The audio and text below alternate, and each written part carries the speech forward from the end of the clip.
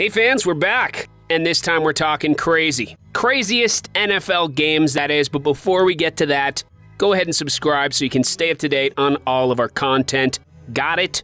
Good. Without further ado, on to our list. When you say the name Jerry Rice, you think of a storied career and wide receiving excellence. There is simply nothing this man hasn't done on the football field after holding just about every receiving record under the sun and being considered the wide receiving standard in the league as far as dominance and class are concerned. In his final game, in front of his beloved San Francisco 49ers fans at Candlestick Park, it would be what Jerry Rice didn't do that would make this game so memorable and, well, shine a spotlight on a new budding star who would do everything he could to keep that spotlight on himself for the remainder of his career. This game started off as planned. Jeff Garcia hit Jerry Rice for a couple of catches early on, and fans around the stadium cheered on their Niner great in what would appear to be a day all about Jerry. Then, Terrell Owens happened. Jeff Garcia went on to target Owens play after play and drive after drive, and before we knew it, a visibly upset Jerry, which almost never happens, was left wondering what was going on his send-off game. While Jerry would finish with a respectable 7 catches for 76 yards, the legend of Terrell Owens was born after securing an NFL record 20 catches for 283 yards and a touchdown. His 20 catches would break a 50-year record and also break Jerry Rice's 16-catch Niner record on what was deemed Jerry Rice Day. Rice kept it as classy as he could after the game and passed the proverbial torch on to Owens, but many of us were left scratching our head at why Jeff Garcia would target Owens 22 times on Jerry Rice's send-off. Well, 2 years ago on the Rich Eisen Show, former 49ers coach Steve Mariucci offered some much-needed clarity and would go on to say that Jerry was double-teamed all day and Jeff Garcia was working through his progressions and kept finding Owens. He also mentioned that Jerry Rice was livid and forced his way back into the game during kneel-down time to make Jerry Rice's day just a little bit more memorable for, Jerry Rice. Hey, can you blame Jerry? Speaking of record-breaking performances, during his final season at the University of Oklahoma, the only thing that could stop Adrian Peterson was, Adrian Peterson. After injuring himself on the final play of the game as he drove into the end zone to celebrate a 53-yard touchdown, which would effectively end his season, Peterson was still considered the best running back in his 2007 draft class. Lucky for the Minnesota Vikings, the projected top 5 pick would fall right into their lap at number 7, and the Vikings would never look back. Saying Minnesota Vikings running back Adrian Peterson took the league by storm his rookie season may not be doing it justice. In just his first 7 games as running back, he would have 4 100-yard games and had some analysts buzzing that he was already the best running back in the league. Well, walking into a Week 8 matchup against LaDainian Tomlinson, a running back that had already built himself a Hall of Fame resume and had spent the last 7 seasons dominating the league and stating his case for top back, which nobody would really disagree with. Entering that Week 8 game, many were expecting both running backs to put a show on for the ages. Old versus new. Hall of Fame back versus the heir to the throne. Well, fans would be left in amazement by one of the running backs' performances that day, and it wasn't Tomlinson's. After being bottled up for the majority of the first half in what was shaping up to be a strong defensive performance by Minnesota and San Diego rush defenses, the day seemed like any other. Through 2 quarters, Tomlinson had essentially done nothing on the ground, and Peterson had a modest 43 yards on 13 carries and a touchdown. Nothing special, right? Then the second half happened, and the rest would be history, as they say.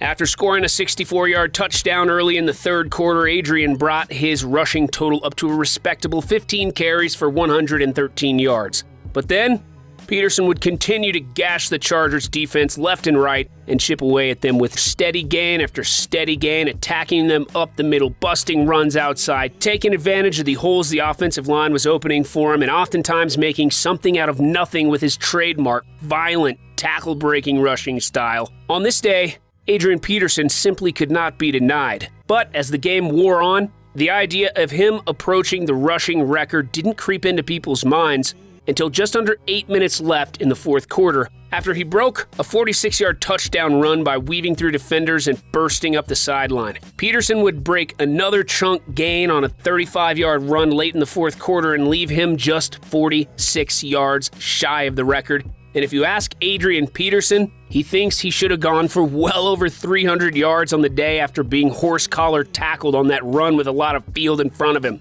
Adrian would continue to chip away until finally, breaking the record on a 3-yard run that put his tally up to 296 yards on the day. 1 yard ahead of the previous record set by Ravens running back Jamal Lewis. What might be the most impressive part of Peterson's game was that he did it against stacked boxes behind two quarterbacks who weren't exactly putting the fear into defenses in Tavares Jackson and Brooks Bollinger. Oh yeah, Adrian was on the sideline just 3 yards short of breaking the record before someone notified Vikings coach Brad Childress that the rookie running back was approaching history. What a game, and what a day. There is drama, and there is drama. The ending of the Oakland Raiders and the Kansas City Chiefs game in a heated division rivalry in 2017 had probably the craziest ending of any NFL game in recent memory, possibly ever. The game itself was contested throughout, with the Raiders trailing the division-leading Chiefs for most of the night, but let's cut through the back and forth and get right to the real drama, or controversy, or glorious Thursday night football ending. I guess it all depends on which team you supported. With just under 12 minutes left in the fourth quarter, and the Raiders in field goal range, kicker Giorgio Tavecchio, after already missing 2 field goals on the night, lined up to close the gap to 6 points. Most fans wouldn't gasp at a 26-yard field goal attempt, but after just narrowly making an extra point earlier in the wacky night, there was a cause to be on edge. Well, the kick was up and good, and the Raiders were back within striking distance. The Chiefs would hand the ball back to the Raiders, and the silver and black would make their way into Chiefs territory with the clock winding down, but found themselves in the most dire of situations. 3rd and 10, with 23 seconds left on the clock at the 29-yard line. Derek Carr threw what was initially called a touchdown to tight end Jared Cook, but after further review, Cook was down at the 1-yard line. After ruling him down, there would be a 10-second runoff with the Raiders now 1st and goal from a yard out, with 8 seconds to go. Carr would drop back to pass and throw a touchdown to Michael Crabtree. But there would be a flag on the play. The call, pass interference on Crabtree.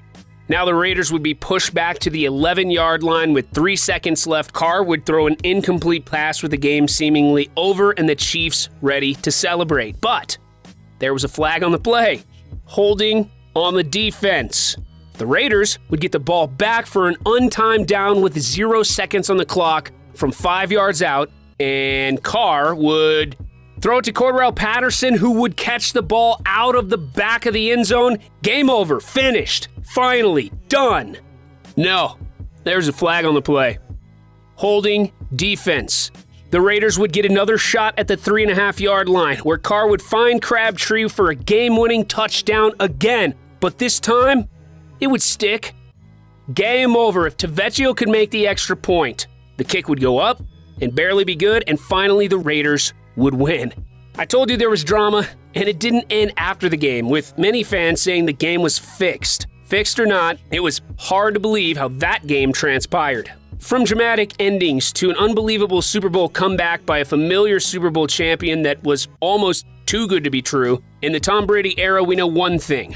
As long as the Patriots are in the playoffs, they've got a shot at hosting the Lombardi Trophy. The team seems to jettison star after star and still march their way back to the AFC title game and on to the Super Bowl. But before we get to that, let's properly set the stage. During the 2016 season and following Deflategate, the Patriots would have to overcome a 4-game Tom Brady suspension, and not one, but 2 quarterbacks in his stead to help keep them afloat in his absence. After coming out relatively unscathed with a 3-1 record, Tom Brady would return to the Pats, and Belichick would have his quarterback again and more poised than ever to prove the media and any doubters that the Patriots were still the toast of the town. Well, the Patriots would proceed to shred the league to a 14-2 record, only dropping one more game en route to another Super Bowl appearance after blowing out the Houston Texans and Pittsburgh Steelers. Super Bowl 51 between the New England Patriots and the Atlanta Falcons started off relatively slow. After a 3-and-out would force the Patriots to punt, the Falcons would answer with a punt of their own. The Falcons would eventually put the first points on the board after Devontae Freeman ran it in for a touchdown from 5 yards out, giving the Falcons a 7-0 lead. No big deal, it's early. The Pats have been down before. After the Pats punted again, the Falcons answered with another score. Fans saw the 14-0 hole the Patriots were in and gasped.